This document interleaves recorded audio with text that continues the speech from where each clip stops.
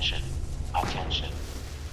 So if you're new to Fallout 76 or a beginner in the franchise, you may or may not have come across some of my beginner videos on the channel. But in today's video, we're going to talk about nukes, simplistic guide to launching a nuke as a new player. We're also going to talk about some standing requirements when it comes to your dailies and your reputations with certain vendors, because those will become very, very important and they're more of a time gate within the game. But super fast, I just want to talk about the channel's partner, Instant Gaming. They're doing a monthly free game giveaway. I'm 100% serious. You can check the winners from last month through the same link. It's in the description below. I'll pin it in the comment section. Share it with your friends, share it with your buddies or Discord buddies, or you can use the other link to take you right to the Instant Gaming website and buy games for really, really cheap. A lot of you guys have been buying Fallout 76 with my code already without me even asking, and that really does mean a lot. I appreciate it. So at first glance, when people tell you that they're going to launch a nuke, you probably light up with excitement thinking, man, only that level 400 knows how to do it, and you're probably sitting here wondering, how do I do that myself? Well, it is a lot simpler than it is implied. The first thing you're going to need to do is complete the main story, which is the toughest task, but if you're doing that, honestly, probably only take you a few days if you're doing the quest in the correct order. And if you don't know the right track, you have to join the Enclave, finish all the things associated with the Enclave. On screen right now, what we're going to be doing is going to the White Spring bunker around the outside, and you're going to follow this path on screen, and this will lead you to a terminal. This terminal will give us the first crucial step in this whole entire journey of launching a nuke, and that is acquiring a nuclear keycard. Once you follow this path and you make it into this room, you're going to go into the terminal. In the very top, it doesn't say it for me because I've already done it, but at the very top, it's going to say target or track the cargo bot. The cargo bots do look like this on my screen. They're very annoying to catch up to. Sometimes they're borderline impossible if you're running certain shotgun builds. Don't go trying to find this with a melee build. Bring something that could shoot a decent distance so you could aggro the main little bot onto you, and 99% of the time he will get stuck in a tree, making it a lot easier to get that nuclear keycard. Now that you have your nuclear keycard, you have to go to one of these silos. Now there's three main silos on the map in Fallout 76. We have Alpha, Bravo, and Charlie.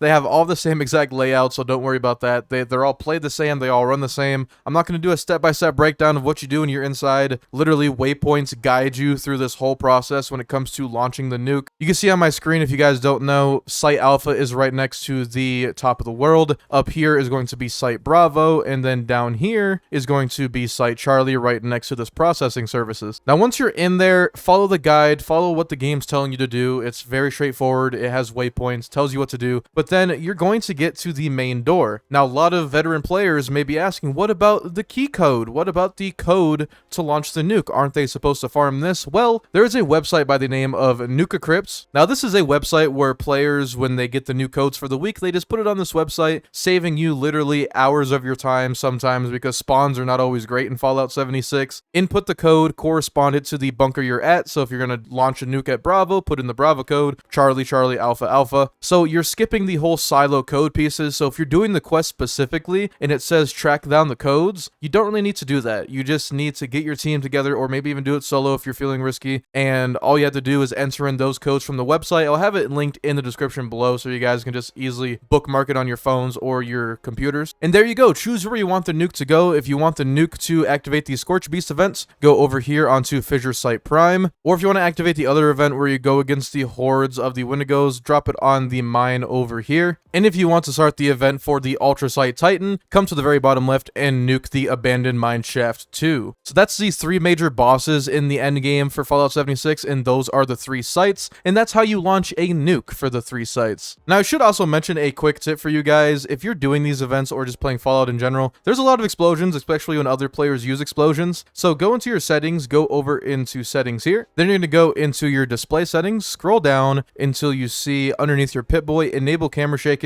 Just turn that off. It'll make your whole experience a whole lot better in this game. And if you're motion sick or prone to motion sickness, this will help infinitely. Now, talking about your reputation, something that's very much a grind and something that you want to start as early as possible through your daily missions. Not all daily missions will give you reputation, but the important ones I will go over. Click M on your map, and then you can click social in the top right and hover over these guys. You can see your reputation with the raiders and the settlers. Getting these guys higher up will allow more blueprint unlocks unlocks, weapon unlocks, plan unlocks, things that are locked behind them specifically that you really do want. Now for the raiders, first, all you have to do is go up here to the crater and talk to either of these guys. You can talk to Ren or Roski. They'll give you a series of quests or a singular quest, and once you turn it back into them, granted you make the right decisions, you will get rep for the raiders. Sometimes you could betray the raiders and give more rep to the Foundation, and vice versa. For the Foundation, you go down here to the Foundation, fast travel, and go to the exterior. I'm going to show you this actual pathing because there's no waypoint for this guy half the time. Now once you spawn outside the exterior, you're going to follow the path I'm running. It's literally right up front. Go over here, and then you're going to take a left and talk to Ward. If he asks about Appalachia or some other Foundation stuff, he doesn't have the daily quest for you. Reset is at 11 a.m. PST. Depending on your time zone, you can put that into Google and see when your server reset is for your time zone. But doing these quests daily is very vital to unlocking important things, and I just figured I'd let the new players know how to actually do it. Some events will also grant reputation based on what they are, but I wouldn't worry about those too much because the quickest way is 100% doing these dailies. Speaking of dailies, something you should be doing daily as a new player is going to the White Spring Traders. Now, I do believe you have to finish the main story for some of these areas or just the main Enclave storyline, but if you go to the White Spring North entrance, click fast travel, go to the White Spring Mall. This is the most iconic and the most useful area you're going to be going to as a new player and even a veteran in Fallout 76. I come here almost every single day. It's just fun. So what you're going to find in here is a bunch of different traders, literally everyone. We have Studio 58. This guy sells a bunch of plans for your base if you want more decorations or just fun stuff like jukeboxes, couches, chairs, lamps. This guy will have you covered when it comes to your camp items. Over to this other side here, this is, I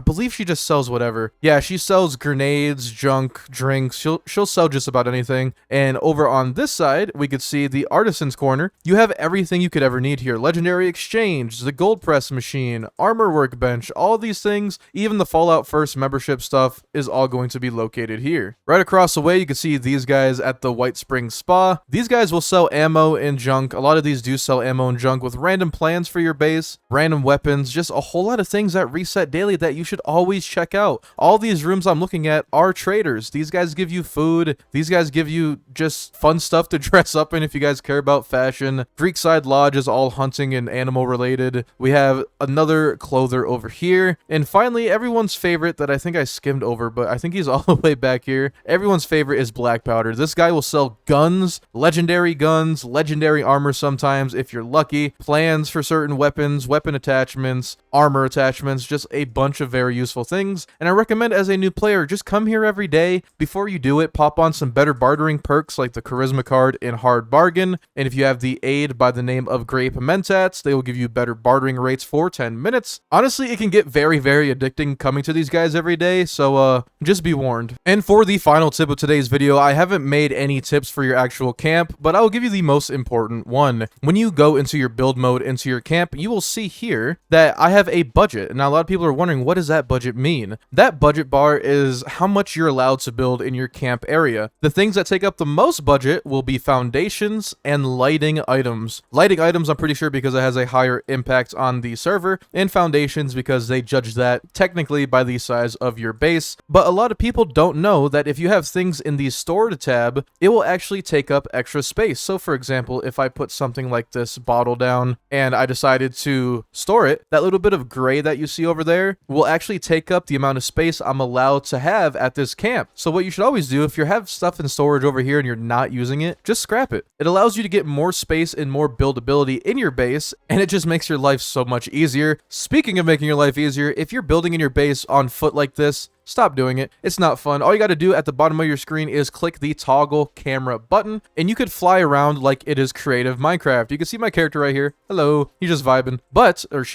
But you can see here, this is my whole base. This is my base, and I could edit things. I could build underneath. I can get at all those weird angles. I can make things look better if I wanted to. I can see what my base looks like from a distance. Honestly, I didn't learn this until later on in Fallout 76, and it probably would have saved me a lot of heartache. But yeah, that's just some camp tips that that I feel like are vital for you guys, and that is a bunch of tips in one video. Wow. Taught you guys about daily reputation, how to launch a nuke the easy way, even as a new player. If you guys have any other tips or tricks that you guys want to see on the channel for Fallout 76, please let me know in the comments down below. We're probably going to be going over the expeditions in the next video, and I don't want to combine too many things in that video because expeditions can be quite complicated depending on what you are doing. But once again, it does mean a lot if you guys support this video by hitting the like button down below, as it does spread out my content to more people in the Fallout community. And don't forget to subscribe if you never want to miss out on another video from me, guys. Stay safe, don't get eaten by Deathclaw, and I'll see you all later.